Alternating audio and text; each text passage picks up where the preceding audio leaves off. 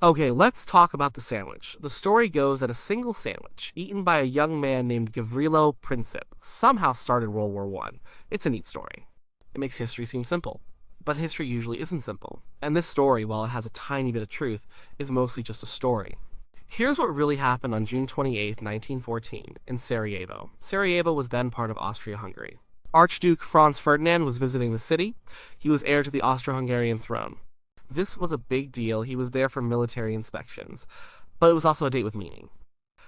It was Serbia's National Day. It was also the Archduke and his wife Sophie's anniversary. A group of young men planned to kill him. Gavrilo Princip was one of them. They were Serbian nationalists. They wanted Bosnia, where Sarajevo is, to be free from Austro-Hungarian rule. They wanted it to join Serbia. This group was called the Black Hand, or at least they were linked to it. The Black Hand was a secret military society. It was based in Serbia. It wanted a greater Serbia. The Archduke's motorcade drove through the city. The first few assassins failed. One threw a bomb. It bounced off the Archduke's car. It exploded under the car behind. Several people got hurt. The Archduke was upset. He insisted on going to the hospital to see the injured. This was a change of plan. After the visit, the motorcade was supposed to take a different route, a safer route. But there was a mix-up. The driver of the Archduke's car wasn't told. He took the original route. He turned down Franz Josef Street. This was the wrong turn, and this is where the sandwich comes in. Gavrilo Princip had messed up earlier. His part in the bomb plot didn't work. He felt like a failure. He went to a deli, or a cafe. Some stories say he was getting a sandwich. Some say he was just getting coffee. Or maybe he just stood there thinking. He was near the Latin Bridge. Suddenly he looked up. He saw the Archduke's car and had taken the wrong turn. The driver realized his mistake. He stalled the car right in front of Princip. It was pure luck, or bad luck, depending on your view. Princip couldn't believe it. This was his chance. He pulled out his pistol. He fired 2 shots. One hit Franz Ferdinand in the neck. The other hit Sophie in the abdomen. Both died shortly after. It was a chaotic scene. Princip tried to kill himself. He tried to take poison. It didn't work. He was arrested. So, did a sandwich start the war? No. Princip was not taking a lunch break. He was not just casually eating a sandwich. He was a determined assassin. He was part of a larger plot. The sandwich, if he even had one, was just a random tiny detail. It was a moment of incredible coincidence. It put him in the right place at the right time, but it was the assassination itself that mattered. Not what he might have been doing for a minute before it. The assassination was the spark. But the world was already a powder keg, a huge one. The assassination of Archduke Franz Ferdinand was a huge event. No one denies that. It was the immediate cause, the trigger. But it wasn't the real cause of World War One. A single death, even of an archduke, doesn't just make the whole world go to war. There were much deeper problems. Think of it like a house built on shaky ground. The archduke's death was a match, but the house was already filled with gasoline. The Balkans were a trouble spot for a long time. They were called the powder keg of Europe. Why? Lots of reasons. The Ottoman Empire, which had ruled much of the Balkans for centuries, was getting weaker. It was the sick man of Europe. As it shrank, new countries emerged. Serbia, Bulgaria, Greece, Romania. These new nations had big ambitions. Serbia was one of them. It was a young country. It was proud. It wanted to unite all the South Slav people. This idea was called Pan-Slavism. Many Serbs lived outside Serbia. They lived in places like Bosnia and Herzegovina. These were provinces of Austria-Hungary. Serbia wanted them. Austria-Hungary did not want to lose them. It had only recently annexed them in 1908. This made Serbia very angry. Austria-Hungary itself was a fragile empire. It was a mix of many different ethnic groups: Germans, Hungarians, Czechs, Poles, Croats, Serbs, Romanians, and more, all living under one emperor. Many of these groups wanted their own independence. Or they wanted to join their ethnic kin in other countries. The Serbs in Bosnia were one such group. Franz Ferdinand knew the empire was in trouble. He actually thought about reforms. He wanted to give more power to the different groups. He thought this might save the empire. But his assassination ended that hope. The Black Hand group, which Princip was linked to, wasn't just some random gang. It was deeply nationalistic. It had ties to military intelligence in Serbia. The Serbian government might not have directly ordered the assassination, but they knew about the plot. They didn't stop it. Some Serbian officials even encouraged such groups. They wanted to weaken Austria-Hungary. They saw Austria-Hungary as their main enemy. They wanted to break it up. So the murder in Sarajevo wasn't just a simple crime. It was a political act. It was a direct challenge to Austria-Hungary's power. It was a result of years of tension, of nationalist dreams clashing with imperial power, of a big empire struggling to hold onto its parts, and of smaller nations pushing back. Austria-Hungary felt humiliated and threatened. They saw Serbia as a dangerous neighbor. As a country that funded terrorists, they believed they had to act. They felt they had to stamp out Serbian nationalism, or their own empire would fall apart. This was a critical point. Austria-Hungary couldn't just let the assassination go. If they did, they believed it would show weakness. Other ethnic groups might get ideas. They might also try to break away, so the assassination was the trigger, but the gunpowder was already there. It was in the simmering hatred between Serbia and Austria-Hungary. It was in the crumbling multi-ethnic empires. It was in the fierce nationalism of the time. These were the real, deep-seated problems.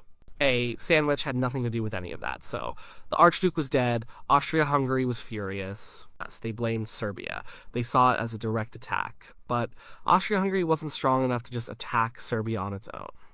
It needed help. It turned to its main ally, Germany. Germany, led by Kaiser Wilhelm II, gave Austria-Hungary what became known as the blank check. This meant Germany would support Austria-Hungary no matter what. Whatever action Austria-Hungary chose to take against Serbia, Germany would back them up.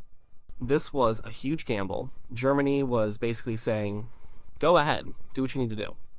They believed Russia, Serbia's ally, wouldn't get involved. Or if Russia did, Germany was confident it could beat Russia and France. Armed with Germany's promise, Austria-Hungary sent an ultimatum to Serbia on July 23, 1914. It was a harsh list of demands. Serbia had to stop all anti-Austrian propaganda. It had to let Austrian officials investigate the assassination plot inside Serbia. It had to punish those involved. The demands were designed to be almost impossible for Serbia to accept fully. Austria-Hungary wanted a war. They wanted to finally crush Serbia. Serbia responded within the 48-hour deadline. They accepted most of the demands, but not all. They wouldn't let Austrian officials conduct investigations on Serbian soil. They said this would violate their sovereignty. This partial refusal was enough for Austria-Hungary. On July 28, 1914, exactly 1 month after the assassination, Austria-Hungary declared war on Serbia. This started a chain reaction. It's called the July Crisis. Russia, as Serbia's protector, felt it had to act. Russia ordered a partial mobilization of its army. This meant getting some troops ready. Russia saw itself as the leader of the Slavic world. It couldn't let Austria-Hungary crush Serbia. Then, Russia ordered a full mobilization. This was a big deal. Mobilization was seen as an act of war. Once you started, it was hard to stop. Germany saw Russia's full mobilization as a threat. Germany had a war plan. It was called the Schlieffen Plan. It said Germany had to defeat France quickly first, then turn its army to fight Russia. This plan relied on speed. It meant Germany couldn't wait around. If Russia mobilized, Germany had to act fast. So Germany sent ultimatums to Russia and France. Germany demanded Russia stop its mobilization. It demanded France stay neutral if Germany fought Russia. Neither country agreed. On August 1st, Germany declared war on Russia. Then, on August 3rd, Germany declared war on France. To get to France quickly, Germany decided to invade Belgium. Belgium was a neutral country. Its neutrality was guaranteed by several powers, including Britain. When Germany invaded Belgium, Britain had to react. Britain had an agreement with France, the Entente Cordiale, and it didn't want Germany to control all of Europe. On August 4th, Britain declared war on Germany. Within a week, all the major European powers were at war. It wasn't just about Serbia anymore. It wasn't just about Austria-Hungary. It was about alliances. It was about military plans. It was about fears of other countries getting too powerful. The assassination was the spark. But the rigid alliance system, the blank check, and the aggressive military plans turned a regional dispute into a world war. No sandwich could have done that. It took the actions and decisions of powerful nations and their leaders. And those decisions were based on years of mistrust and rivalry. The world wasn't just sitting still before 1914. Europe was a hotbed of tension. It wasn't just the Balkans. Every major power had its own reasons for mistrust, its own ambitions, its own fears. These were the real causes of World War One. Like, they were much bigger than one assassination or one sandwich. Germany was a big factor. It was a new nation, only united in 1871, but it grew very fast. It became a powerful industrial and military force. Germany wanted its place in the sun. This meant it wanted colonies. It wanted an empire like Britain and France. This policy was called Weltpolitik. It made other countries nervous, especially Britain, which had the biggest navy in empire. Germany started building a huge navy. This led to an arms race with Britain. Each country tried to build more and better warships than the other. It was expensive. It made both sides feel threatened. France had a deep grudge against Germany, and Germany had beaten France in the Franco-Prussian War in 1870 to 71. Germany took two French regions, Alsace and Lorraine. But France never forgot this. They wanted revenge. They wanted those lands back. So France was always looking for a chance to weaken Germany. And it had an alliance with Russia against Germany. Russia was a vast empire, but it was also backward. It had lost a war to Japan in 1905. It had a revolution that same year. The Tsar Nicholas II felt his power slipping. He needed a foreign policy success to boost his image. Russia saw itself as the protector of Slavic peoples. This is why it supported Serbia. It also wanted access to the Mediterranean Sea. This meant controlling the Dardanelles Straits, which were held by the Ottoman Empire. This put Russia against Austria-Hungary and potentially Germany. Britain, for its part, tried to stay out of European alliances for a long time. It focused on its empire, but Germany's growing power and its navy scared Britain. And Britain started to make agreements, first with France, the Entente Cordiale, then with Russia. These three became the Triple Entente. It wasn't a formal military alliance at first, but it showed a common front against Germany and its allies. On the other side was the Triple Alliance. This was Germany, Austria-Hungary, and Italy, but Italy was a shaky ally. It later switched sides. The system of these two big alliances meant that a conflict between any two countries could quickly drag everyone else in. Like a row of dominoes. Military planning also played a huge part.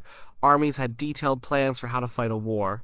These plans were rigid. They didn't allow for much flexibility. Germany's Schlieffen Plan is the best example. It called for a quick strike through neutral Belgium to defeat France, then turn east to fight Russia. This plan was very specific. Once Germany started mobilizing, it felt it had to follow the plan. There was no going back. It meant that even a small crisis could escalate fast. Countries felt they had to act first, or they would be at a disadvantage. These were the true drivers of the war: imperial rivalries. The arms race, nationalist ambitions, revenge, fear, rigid alliance systems, inflexible military timetables. These were giant, grinding forces. They had been building up for decades. The assassination in Sarajevo was like dropping a match into a bucket of gasoline. The gasoline was already there. It was full to the brim. The sandwich was just a footnote. It played no role in filling that bucket. It played no role in building the fire. So, did a single sandwich start World War I? We know now the answer is a clear and resounding no. It's a fun story. It makes history seem almost absurd. A major world event triggered by something so mundane. But that's not how big historical events usually happen. They come from deep currents. From big forces, not from small accidental moments. Gavrilo Princip's stop, whether for a sandwich or just a moment of despair, was a pure coincidence. It put him in the right place to carry out his mission. His mission was born from fierce nationalism, from a desire for freedom, from hatred of an occupying empire. It was part of a larger, deliberate plot. The assassination itself was a spark. It was the trigger. But it landed on a mountain of dry tinder, not on a barren field. The real causes of World War I were complex. They had been building for years, even decades. We talked about them: the decline of empires like the Ottomans and the fragility of Austria-Hungary. The rise of new ambitious nations like Serbia, their intense desire for national unity. The rivalry between the great powers Germany, Britain, France, Russia, their competition for colonies, their naval arms race, their deep-seated mistrust and fear of each other, the rigid system of alliances.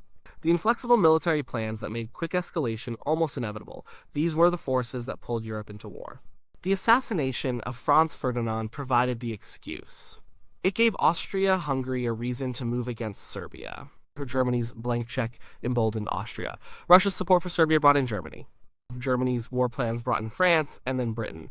Each step was a choice made by leaders. Choices based on their country's interests, on their fears, on their previous commitments. Not on a sandwich. The story of the sandwich is a good reminder. It reminds us how easily we can simplify history.